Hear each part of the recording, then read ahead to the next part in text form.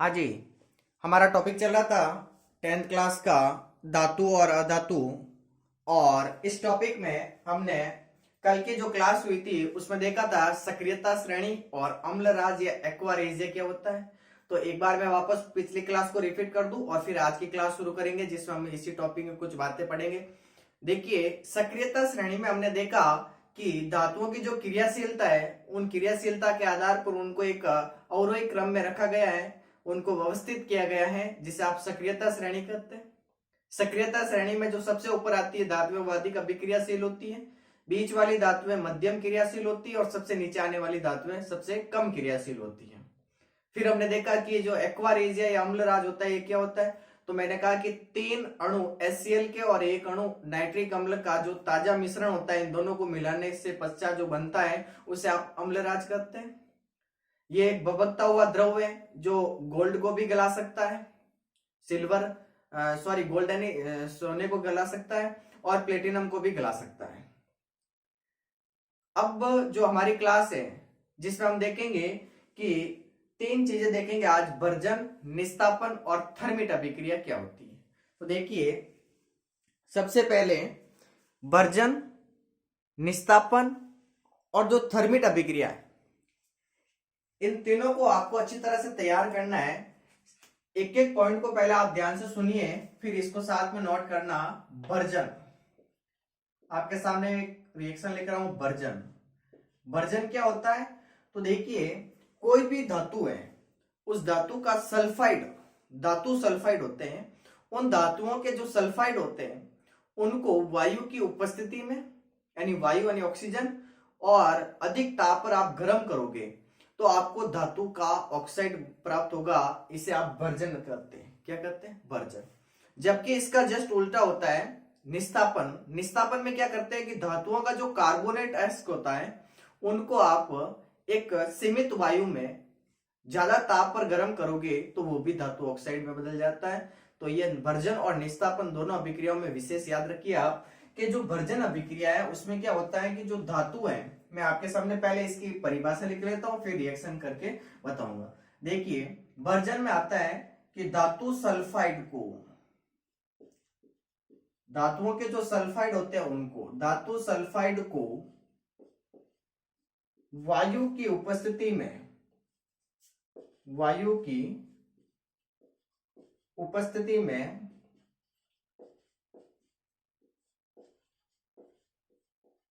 अधिक ताप पर, टेम्परेचर ज्यादा रखना है, अधिक ताप पर धातु सल्फाइड को वायु की उपस्थिति में अधिक ताप पर गर्म करने पर यह धातु ऑक्साइड में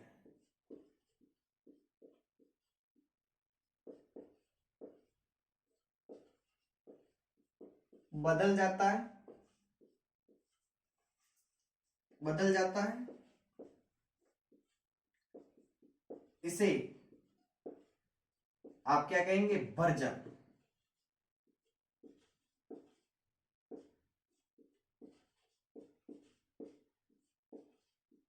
अब जैसे एग्जांपल लेते हैं, फॉर एग्जांपल आपके सामने एक धातु का सल्फाइड है, जैसे जिंक सल्फाइड है। इस जिंक सल्फाइड को वायु की उपस्थिति में यानी वायु यानी ऑक्सीजन और अधिक ताप पर, टेम्परेचर ज्यादा रखना आपको, अधिक ताप पर गर्म करेंगे तो आपको क्या मिलेगा? धातुओं का ऑक्साइड। तो ये बन जाएगा जिंक ऑक्साइड प्लस इसके साथ सल्फर डाइऑक्साइड गैस बाहर निकल जाएगी। अब अभिक्रिया संतुलित करने के लिए आप यहाँ पर 2 3, यहाँ पर 2 और यहाँ पर 2 लिख ले, ये अभिक्रिया संतुलित हो गई। ठीक है, तो ये भर्जन अभिक्रिया है। तो जो धातु है जैसे जिंक सल्फाइड, धातु सल्फाइड है ये, इसको ऑक्सीजन यानी वायु और अधिक ताप पर आप गर्म करेंगे तो ये जिंक ऑक्साइड में बदल जाएगा और साथ में सल्फर डाइऑक्साइड गैस निकलेगी। इसे आप भर्जन करते हैं। क्या करते हैं? भर्जन।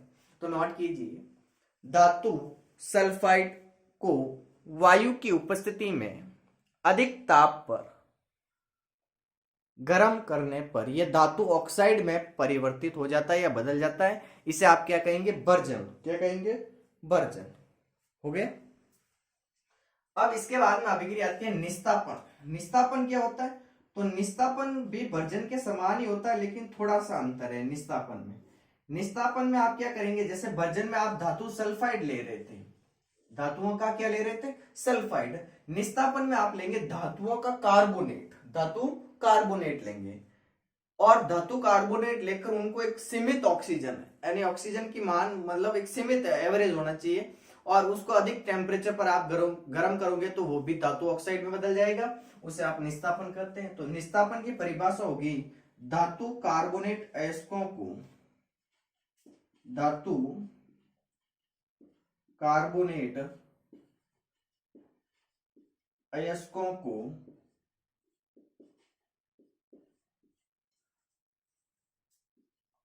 सीमित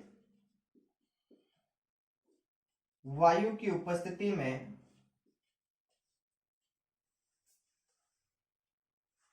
सीमित वायु की उपस्थिति में अधिक ताप पर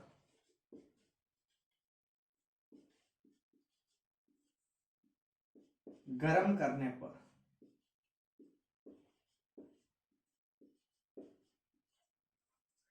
ये धातु ऑक्साइड में बदल जाते हैं।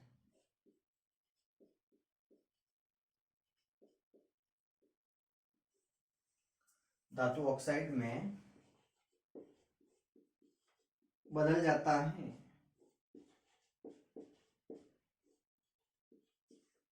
इसे निस्तापन का क्या कहते हैं भाई? निस्तापन।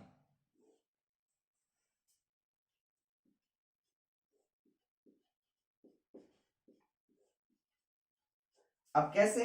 तो देखिए एक एग्जांपल लेते हैं। फॉर एग्जांपल, आपको दिखाई दे रहा है? नहीं दिखाई दे रहा है तो ऊपर लिख लेते हैं, एक बार देखता हूं आपको। फॉर एग्जांपल देखिए, मैं ऊपर ही लिख लेता हूं एग्जांपल इसका।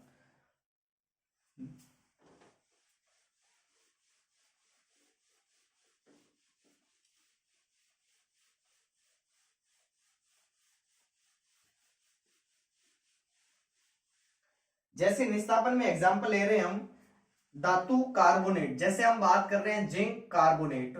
इस जिंक कार्बोनेट को आप एक सीमित वायु में अधिक ताप पर गर्म करो,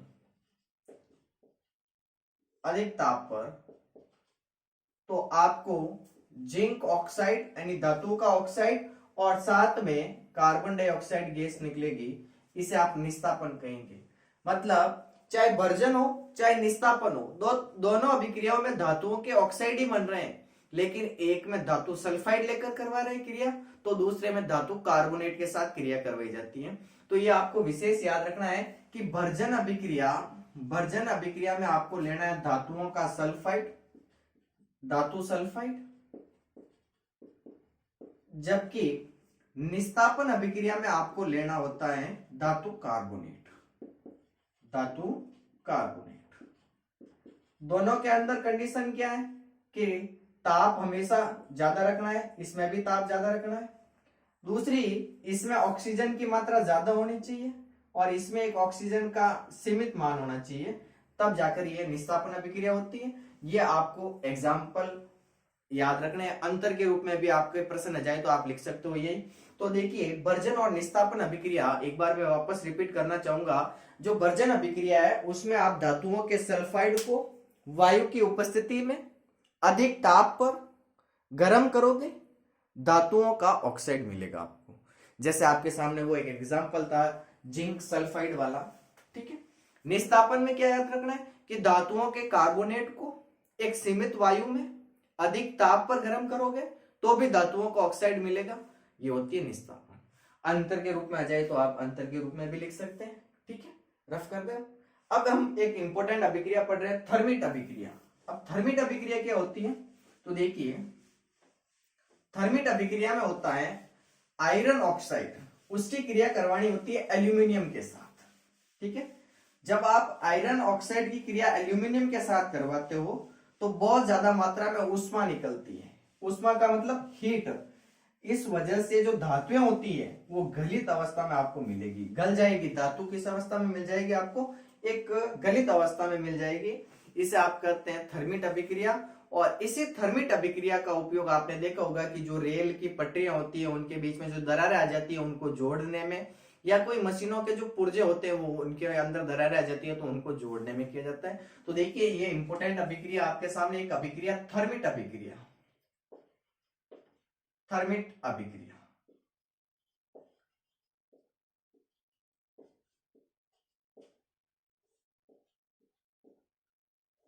अब ये थर्मिट अभिक्रिया क्या होती है? तो देखिए आयरन ऑक्साइड उसकी क्रिया करवाएंगे एल्यूमिनियम के साथ, बहुत ज्यादा मात्रा में क्या निकलेगी? ऊष्मा यानी हीट। धातुएं गलित अवस्था में आ जाती। तो पहले मैं आपके सामने इसकी परिभाषा लिख लेता हूं। जब आयरन ऑक्साइड की, आयरन थर्ड, आयरन ऑक्साइड की यानी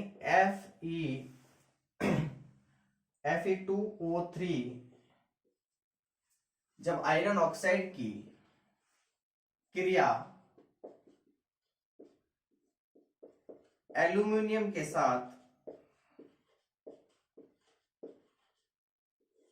एल्यूमिनियम के साथ कराई जाती है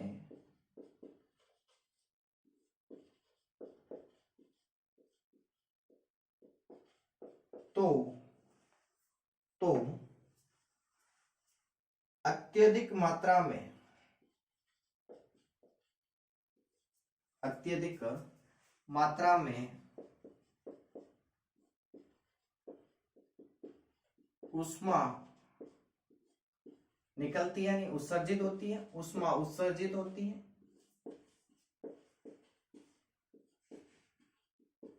जिससे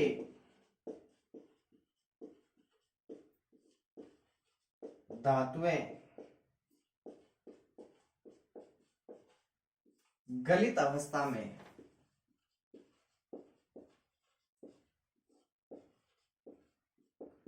आ जाती है। इसे आप क्या कहते हो? थर्मिट अभिक्रिया। अब ये अभिक्रिया कैसे होती है? तो देखिए आपके सामने ये रहा आयरन ऑक्साइड Fe2O3, इसकी अभिक्रिया आपको एल्यूमिनियम के साथ करवानी है। अब इसकी अभिक्रिया जब आप एल्यूमिनियम के साथ करवाएंगे तो एक बनेगा फेरस, एक बनेगा एल्यूमिनियम ऑक्साइड। ठीक है, अभिक्रिया संतुलित करने के लिए मैं यहाँ 2 लिख लेता हूं। और साथ में क्या निकलती है? ऊष्मा। ऊष्मा बहुत ज्यादा निकलती है, ऊष्मा नहीं, इंग्लिश में हीट। ये हीट ज्यादा निकलती है, इस वजह से इसी का उपयोग आप करते हो रेल के जो दरारें, पटरियों के बीच में जो दरारें आ जाती है उनको जोड़ने में, या फिर मशीनों के जो पुर्जे होते हैं उनके बीच में कोई दरार आ जाए तो उनको जोड़ने में आप करते हो इस अभिक्रिया का उपयोग, थर्मिट अभिक्रिया का। ठीक है, क्या याद रखना है कि aluminium oxide, sorry iron oxide, इस आयरन ऑक्साइड की क्रिया आपको एल्यूमिनियम के साथ करवानी है, अत्यधिक मात्रा में ऊष्मा निकलेगी, इसका उपयोग रेल की पटरियों की जो दरारें हैं उनको जोड़ने में या मशीनी पुर्जों को जोड़ने में किया जाता है। इस अभिक्रिया में जो थर्मिट अभिक्रिया होती है, इस अभिक्रिया में धातुएं आपको गलित अवस्था में मिलेगी। किस अवस्था में मिलेगी? गलित अवस्था में, गल जाएगी बनकर। ठीक है, तो देखिए इसका उपयोग लिख सकते हो आप, इस अभिक्रिया का उपयोग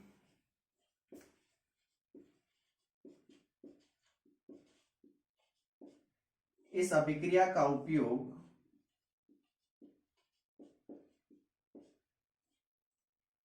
रेल की पटरी, रेल की पटरी व मशीनी पुर्जों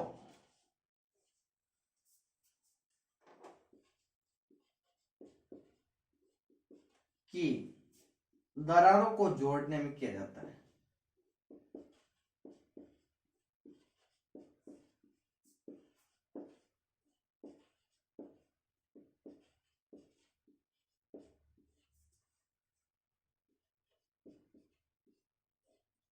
ठीक है, ये आपकी आज की क्लास है जिसमें आपने 3 चीजें पढ़ी है। सबसे पहले आपने भर्जन देखा, फिर निस्तापन देखा और लास्ट में आपने ये थर्मिट अभिक्रिया देखी। एक बार आप लिख लीजिए, मैं फिर वापस इसको एक बार रिपीट कर लूं, फिर हम नेक्स्ट क्लास में मिलेंगे विद्युत अपघटनी परिष्करण वाली क्लास में, ठीक है। देखिए सबसे पहले हमने देखा कि जो भर्जन है, ये भर्जन क्या होता है, तो जो धातुओं के जो सल्फाइड होते हैं उनको आप वायु की उपस्थिति में और ज्यादा ताप पर गर्म करोगे तो यह धातु ऑक्साइड में बदल जाता है। निस्तापन में आपको याद रखना है कि जो धातुओं के कार्बोनेट है उनको आप अधिक ताप पर जब गर्म करते हो और एक वायु की सीमित मात्रा लेकर, तो वो भी धातु ऑक्साइड में बदल जाते हैं, इसे निस्तापन करते हैं। याद विशेष ये रखना है कि भर्जन में आपको धातु सल्फाइड लेना है, जबकि निस्तापन में आपको धातु कार्बोनेट लेना है। फिर थर्मिट अभिक्रिया, थर्मिट अभिक्रिया में जो आयरन ऑक्साइड है इसकी क्रिया आपको एल्यूमिनियम के साथ करवानी है। ये एल्यूमिनियम के साथ जब आप करवाओगे तो बहुत ज्यादा मात्रा में ऊष्मा निकलती है, हीट ज्यादा निकलती है, जिससे धातुएं गल जाती है और इसी वजह से इस अभिक्रिया का उपयोग रेल की जो पटरियां होती है उनके बीच में कोई दरार आ गई है तो उनको जोड़ने में, और कोई मशीन है उस मशीन के जो पुर्जे हैं उनके बीच में कोई दरार आ गई तो उनको जोड़ने में किया जाता है। क्योंकि इस अभिक्रिया में जो ऊष्मा ज्यादा निकलती है ना, तो उस वजह से जो धातुएं होती है वो गल जाती है। जैसे देखो आयरन ऑक्साइड की क्रिया, आयरन ऑक्साइड की क्रिया जब आप एल्यूमिनियम के साथ करवा रहे हो तो आयरन गलित अवस्था में मिलेगा आपको, देखो ये रहा आयरन और साथ में एल्यूमिनियम ऑक्साइड बन गया, तो ये ज्यादा ऊष्मा निकली, इस ऊष्मा की वजह से ये धातुएं गलित हो गई, गल गई, गलित अवस्था में मिल गई आपको। इस वजह से इसका उपयोग रेल की पट्टियों में और मशीनी पुर्जों की दरारों को जोड़ने में किया जाता है। धन्यवाद आज की क्लास के लिए, मिलते हैं अगली क्लास में नेक्स्ट टॉपिक के साथ, तब तक के लिए बाय बाय।